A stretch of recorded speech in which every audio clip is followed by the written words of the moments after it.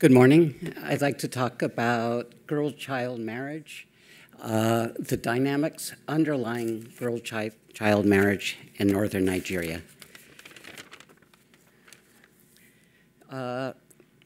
This is formative research carried out by the Center for Girl-Child Education, a joint program of the Bixby Center at UC Berkeley and departments at Ahmadu Bello University in Zaria, northern Nigeria. We started out with ethnographic research, followed up by a focus on 20 families in which a girl was married at 16 or younger. We interviewed the girls, fathers, mothers, uncles, anyone who was involved in the arranging of the marriage.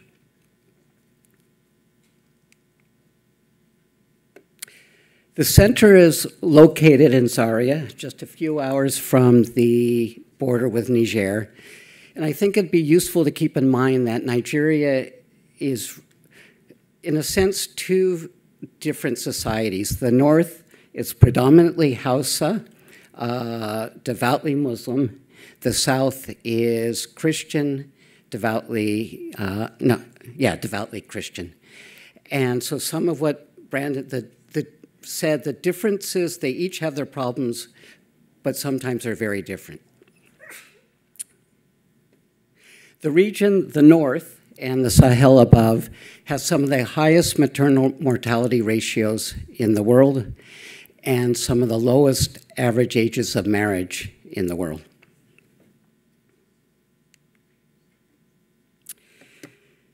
Arranging for a safe and what the family considers suitable marriage for their daughter, parents feel is one of their greatest obligations. However, young women and their communities are exposed to precious few alternatives to early child marriage and becoming a wife and mother.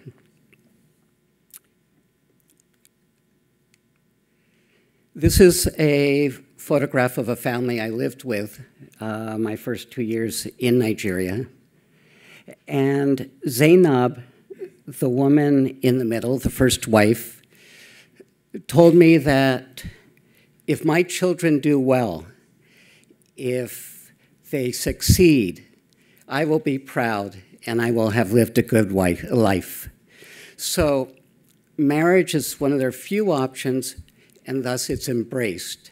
And young girls talk to their friends about marriage. Who's going to marry first? What about this boyfriend, that boyfriend? How do parents or uncles and others know that the child is ready for marriage? First of all, the body. They talk about the girl is big, she's tall. And in that they include the development of secondary sexual characteristics. They also talk about emotional maturity, and those girls that are in school, parents notice that if they're not interested in school, that's another sign that she's ready for marriage. And most important, if she starts having boyfriends, that's a red flag, and she'll be married soon. Perhaps to that boyfriend, perhaps to someone they feel is more suitable. The actual arrangement of the marriage and decision-making is a communal affair, and this, I think, is very important to keep in mind. It's actually the uncle who, uncles of father's brothers, who make the arrangements, who make the decisions. The father is then consulted. Once a suitable suitor is found, the father then speaks to the mother. If she signs on, the daughter herself is asked. The father will meet with the daughter directly, and he'll ask her if she wants to marry this man. Of the 20 girls we interviewed, 19 did not want to marry at that time, but only one said so. The others said, well, we said, what did you do? She said, I looked down. Why? Because to say anything would be disrespectful to my father.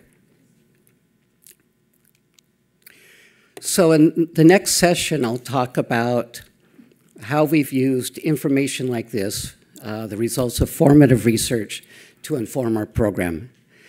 But in one sentence, what we do is we start by exposing the girls and their families to viable alternatives to early marriage, which schooling, and we'll talk about some of the reasons parents don't and how that can be overcome, livelihood training and whatever. Give the girls a chance to think about it, reflect, choose what option is best for them, and then give them lots of practice in the groups, practicing talking to their fathers or their uncles or whoever is a strategic person. And yes, Dr. Raj, we make them do it in 5 minutes or less.